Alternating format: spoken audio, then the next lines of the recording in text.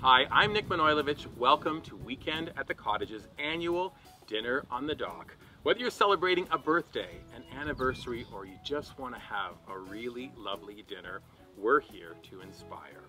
This evening is all about three things. First of all, the setting. Second thing is about the table. And third thing is about the delicious menu we're creating. Let's start with the setup. Dinner tonight is outside alfresco, so I had to set up a dining room on the dock. I took out a favorite old cottage table, whatever you have will work. I also thought about a little bit of lighting for later in the evening, 4 oversized lanterns on the 4 corners of the dock. I also placed out a short console table, perfect. Instead of going to the cottage for refills on beverages, people can just step right over there for a quick refill. With the setup complete, it's time to do our table. Weekend at the Cottage is proud to be partnering with William Ashley China on this year's Dinner on the Dock. Head to weekendатthecottage.com for the story. I'll list all of the china, glass, and silver patterns we used. They are truly beautiful. I start the table by adding a couple of leaves, give guests a little bit more room, and then I'm covering the table in a sand color rectangular linen tablecloth. Hangs really nicely. I then laid our china down, bread and butter plates. Look at these beautiful dinner plates. I love this blue color, the way it pops off the color of the lake. Our flatware streamlined silver plate. We have a salad fork, dinner knife, and then a little teaspoon at the top of the place setting. Oh, that's for an incredible dessert. I'll talk about that in a moment. Last thing to the place setting is the glassware. Stemless water glasses, tall wine glasses, also white wine glasses on the console.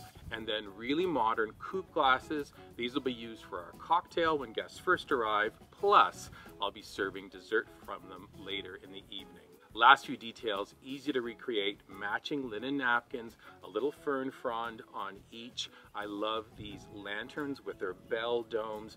They come up, light the candles, but the wind doesn't get at the flame, which is perfect. And last thing are the simplest floral arrangements. I have a little bit of lily of the valley from the garden, trimmed off hydrangeas into stemless wine glasses, a runner of beautiful flowers for the middle of your table. If you have extras, create something beautiful for your console. The table is set. Let's talk about the menu.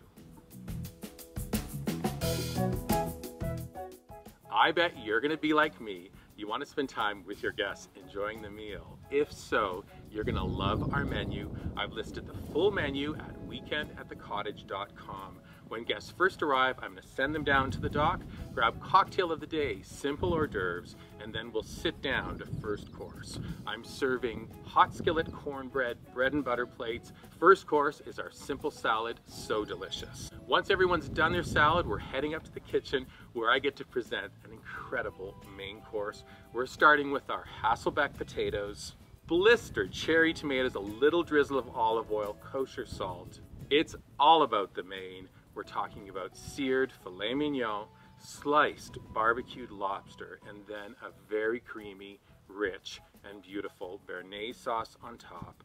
Everyone will enjoy this delicious main.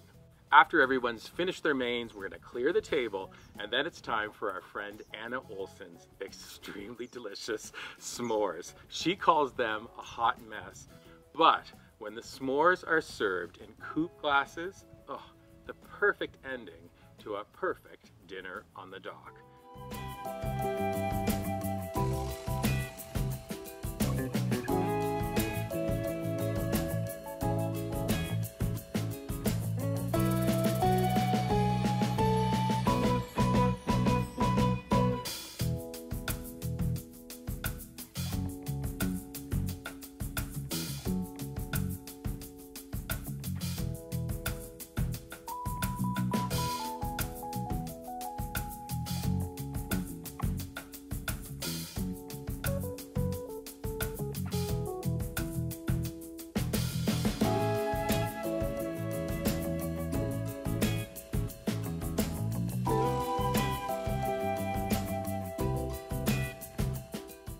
There you have it, the setup, The table, the menu, only thing I need are my guests. Same thing for you when you recreate dinner on the dock.